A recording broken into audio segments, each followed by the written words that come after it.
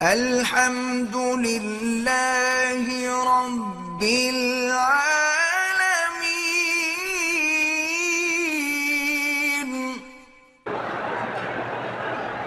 ہمارے محلے میں مسجد میں نابالغ بچے بھی آگے کھڑے ہو جاتے ہیں۔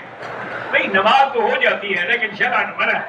حضور نے فرمایا کہ بچوں کی سب پیچھے ہو، آگے نہیں، نہ وہ سب میں کھڑے ہو، نماز تو ہو جائے گی۔ میرا داماد میری بیٹی پہ ظلم کرتا ہے، اللہ اس کو ہدایت دے، 2 رکعت نماز پڑھ کے اور یا لطیف ہو یا ودود کی ایک تسبیح پڑھ کے اس کی طرف دم کیا کریں اور دعا کے انشاءاللہ ٹھیک ہو جائے گا۔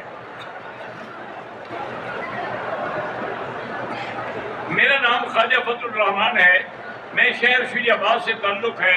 میرے 2 بیٹے ہیں جو معذور ہیں، اللہ شفا دے۔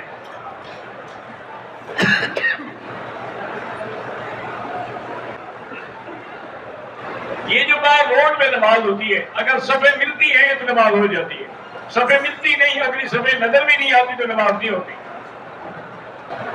میرے دوست کی شادی ہو رہی ہے، اللہ آسان فرمائے۔ مجھے اللہ نے بیٹے دیے ہیں، دعا کریں کہ اللہ مجھے بیٹی بھی دے، آمین۔ میرے امی ابو بیمار رہتے ہیں، زمزم کا پانی یا اپنے ملک میں جب جائیں اپنے گھر کا پانی لے کے 7 دفعہ فاتحہ پڑھ کے دم کریں اور پلایا کریں۔ ایک مرد اپنی ساس کو شہوت سے ہاتھ لگائے تو اس پہ بیٹے پر بیوی ہمیشہ کے لیے حرام ہو جائے اور خود بھی توبہ کرے۔ نماز میں آدمی کھڑا ہو اور سامنے سے عورت گزرے، گزرے کی بات اور ہے، یعنی کھڑی نہ ہو مرد کے آگے، نہ مرد کے برابر کھڑی ہو، گزرنا ہے تو گزر جائے، آپ اپنے آگے سترہ رکھ لیں۔ میں قاری معظم شاہ مری میں امام مسجد ہوں۔ مفتی جلال صاحب کی بخشش کی دعا کریں، اللہم اغفر ورحمہ وجاوز عنہ۔ میرے والد بیمار ہیں، اللہ شفا عطا فرمائے۔ میرے لیے بھی دعا کریں، مجھے بھی آج بڑی تکلیف تھی، میں دعا کروں اللہ شفا عطا فرمائے۔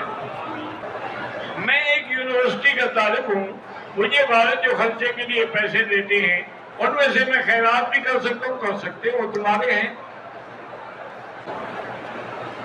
میں آپ کی بیٹی ہوں، میری طبیعت ناساز ہے، اللہ آپ کو شفائے کامل عطا فرمائے۔ 12 عورتیں مردوں کے اندر مل کے نماز پڑھیں تو نماز نہیں ہوگی۔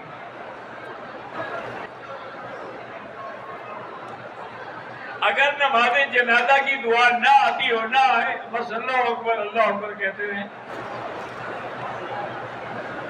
محمد آصف ہے کہ بیمار، اللہ شفا عطا فرمائے۔ میرا نام عرفان ہے، اللہ شفا عطا فرمائے، دعائیں قبول فرمائے۔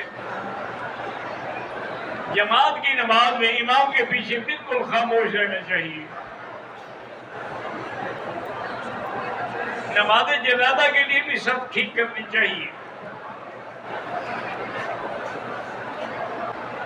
جو فوت ہو گئے اللہ ان کی مغفرت فرمائے،